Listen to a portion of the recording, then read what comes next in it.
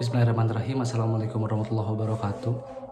Saya Raffi Arika Bagaskara dari kelas 2 KS3 akan memaparkan materi karakteristik lalu lintas mata kuliah konstruksi jalan raya 2. Yang pertama, karakteristik lalu lintas dibagi menjadi dua karakteristik, yaitu karakteristik primer dan karakteristik sekunder. Karakteristik primer terdiri dari volume, kecepatan, dan kepadatan. Volumenya merupakan jumlah kendaraan yang melalui satu titik tetap pada jalan dan dalam satuan waktu. Biasanya dalam satuan kendaraan per menit atau kendaraan per jam. Tetapi dapat juga dinyatakan dalam periode waktu yang lain. Lalu kecepatan dalam karakteristik lalu lintas, perubahan jaraknya dibagi oleh waktu. Dapat diukur dalam kecepatan titik, kecepatan perjalanan, kecepatan ruang, atau kecepatan gerak. Kelambatan dalam karakteristik lalu lintas merupakan waktu yang hilang pada saat kendaraan berhenti atau mengurangi kecepatannya. Lalu ada kepadatan. Rata-rata jumlah kendaraan satuan panjang jalan, yaitu kecepatan dikali kepadatan sama dengan volume. Tapi ketika karakteristik tersebut bervariasi karena jarak antara kendaraan yang acak. Untuk menganalisanya harus dihitung menggunakan satu periode waktu yang sama. Lalu karakteristik sekunder lintas adalah jarak antara dua parameter. Parameter yang pertama adalah time headway atau waktu antara kendaraan. Parameter yang kedua ada space headway, jarak antara kendaraan. Besarnya jarak antara menentukan kapan saatnya kendaraan mengurangi dan menambahkan kecepatan. Dan jarak antara yang masih mempengaruhi disebut interface headway. Lalu masuk ke karakteristik volume lalu lintas. Volume lalu lintas bervariasi gantung volume total dua arah lalu lintas, volume harian, bulanan, tahunan, dan komposisi kendaraannya. Arus lalu lintas bervariasi sesuai variasi waktu dan jarak. Karakteristik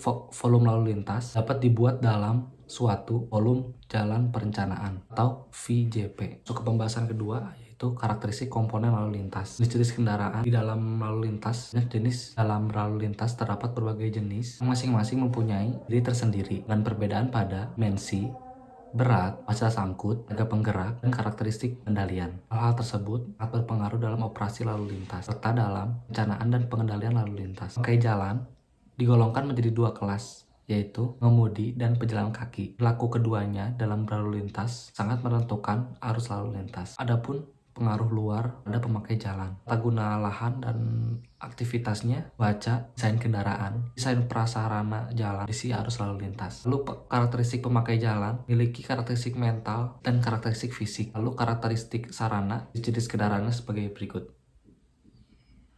Dan fungsi-fungsi kendaraannya ada angkutan pribadi, umum, dan angkutan barang. Lalu karakteristik fisik kendaraan ada dimensinya, ukuran kendaraannya, panjang, lebar, dan tinggi. Beratnya hitung dengan berat total kendaraan tersebut, kegunaan atau unjuk kerja, karakteristik kecepatannya, kecepatan, dan perlambatannya. Untuk karakteristik lainnya ada juga biaya operasional dan keamanan dalam operasinya. Berikut kendaraan desain yang umum.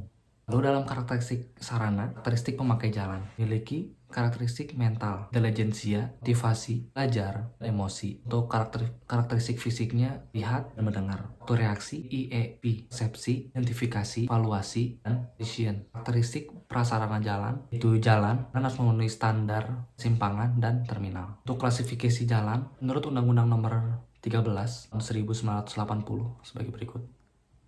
Kecepatan desainnya. Dan juga menurut PP 43 tahun 1993 tentang prasarana lalu lintas jalan. Sekian penjelasan dari saya, selamat tinggal.